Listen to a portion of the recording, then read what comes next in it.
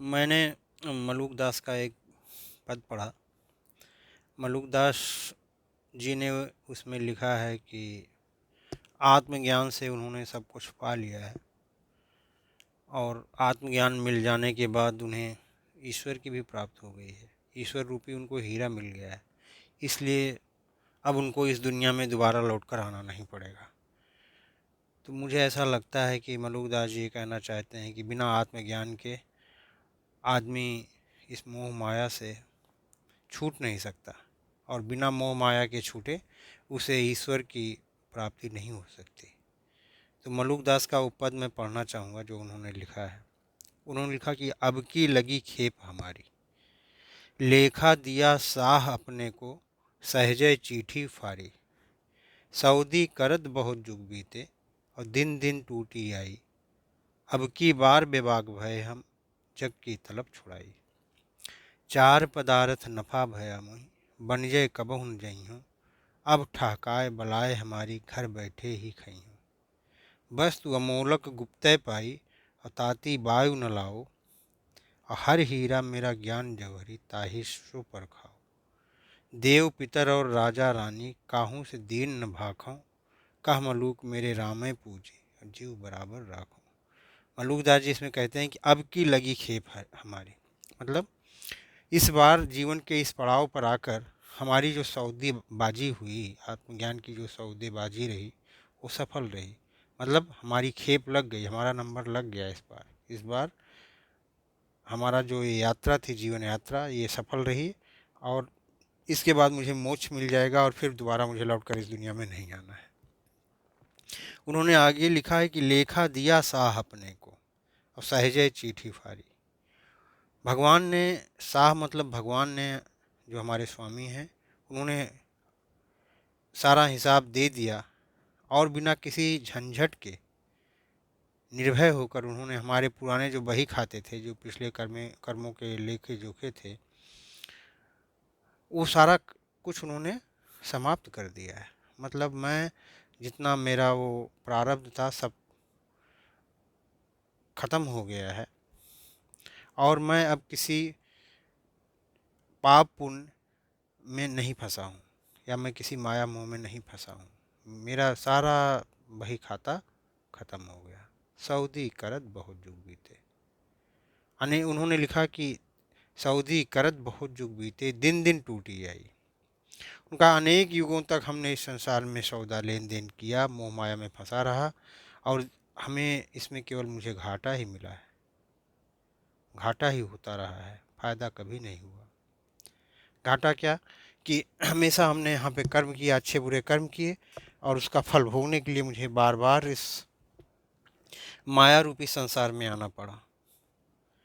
लेकिन इस बार ऐसा हुआ कि हमारा वो सारा लेन देन, जो माया मोह का जो हमारा कर्म बंधन था, वो सारा कुछ ख़त्म हो गया है। इस बार मैंने अपने आप को अध्यात्म से जोड़ लिया। अध्यात्म से जुड़ने के बाद मुझे सच्चा ज्ञान प्राप्त हो गया है और अब की बार बेबाक भय हम, और जग की तलब छुड़ाई। उनका कि इस बार मैं बेबाक हो गया, इस बार हमारा सारा वो जो ऋण था, जो कर्ज था, वो सारा कुछ खत्म हो गया है और जग की तलब छुड़ाई और संसार के सभी बंधनों और इच्छाओं को भगवान ने मुझको कृपा करके छुड़ा दिया है, छूट गया है। अब मुझे इस संसार में आना नहीं पड़ेगा, इस माया नगरी में मुझे आने की अब ज़रूरत नहीं पड़ेगी। चार पदार्थ नफा भयो मोहि, बन जाए कबहु न जइहूँ। लिखा मुझे जीवन के चार जो पदार्थ हैं, जो प्रमुख लाभ हैं, धर्म अर्थ काम मोक्ष, वो प्राप्त हो गए हैं। इसलिए अब मैं फिर कभी इस संसार में माया मोह रूपी का जो व्यापार है उसको करने में नहीं आऊँगा। दोबारा अब मुझे यहाँ पे आने की ज़रूरत नहीं पड़ेगी। अब ठहकाए बलाए हमारी, घर ही बैठे खइहूँ। अब मैं सभी चिंताओं से मुक्त हो गया हूँ और आराम से घर में बैठकर ईश्वर की कृपा से आनंद से रहूँगा और उनका भजन करूँगा। वस्तु अमोलक गुप्ते पाई, ताती वायु न लाओ। वो आगे लिखते हैं कि मैंने अनमोल वस्तु पा लिया है, उस आध्यात्मिक ज्ञान को मैंने प्राप्त कर लिया है और इसे मैं संभाल कर रखूँगा। ताती भाव न लाओ, इसे मैं वासनाओं में गर्म होने नहीं दूँगा। जो सांसारिक वासनाएं हैं उनसे मैं इसे कर्म नहीं होने दूंगा। हर हीरा मेरा ज्ञान जौहरी, कह रहे हैं कि मेरा जो भगवान है वो मेरा हीरा है, मुझे वो असली हीरा मिल गया है, और मेरा आत्मज्ञान जो है वही जौहरी है। जौहरी कौन होता है? जो उसको परखेगा कि हीरा सच्चा है कि नहीं। और इसलिए इसकी पहचान केवल ज्ञान ही कर सकता है। ताही सो परखाओ, हर हीरा मेरा ज्ञान जौहरी, ताही सो परखाओ। उसी से मैं उस हरि को परखूंगा कि मुझे सच्चा हीरा मिला कि नकली हीरा मिला। तो वो कहते हैं कि मुझे आत्मज्ञान भी मिला और मुझे हर रूपी हीरा मिल गया है, और उसी ज्ञान से मैं अपने उस हीरे को परखूंगा। और देव पितर और राजा रानी काहूँ से दीन न भाखूँ, न मैं अब देवताओं, न पूर्वजों, न राजा रानी से किसी के भी सामने मुझे अब याचना करने की ज़रूरत नहीं है। कह मलूक मेरे रामय पूजी और जीव बराबर राखो। मलुकदास जी कहते हैं कि मेरे भगवान राम ही मेरे हर ही मेरी पूजी हैं, और उनको मैं अपने जीव बराबर रखूँगा, अपने जी से के बराबर उनको बना के रखूँगा, उनको मैं खोने नहीं दूँगा। और इस प्रकार मैं अपनी आत्मा की गरिमा की हमेशा समान रूप से बनाए रखूँगा। तो कुल मिला के ये है कि ये जो उन्होंने पद लिखा है उसमें उन्होंने आध्यात्मिक जागृति की बात उन्होंने की है।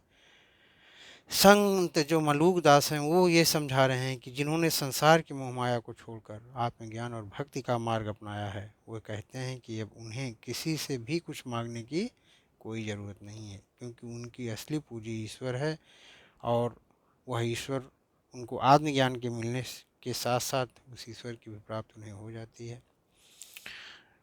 और यह रचना संसार की नश्वरता, जो उन्होंने ये रचना की है, संसार की नश्वरता और आत्म साक्षात्कार की महिमा को दर्शाती है कि आत्म साक्षात्कार होने के बाद कुछ मिलना शेष नहीं रह जाता है।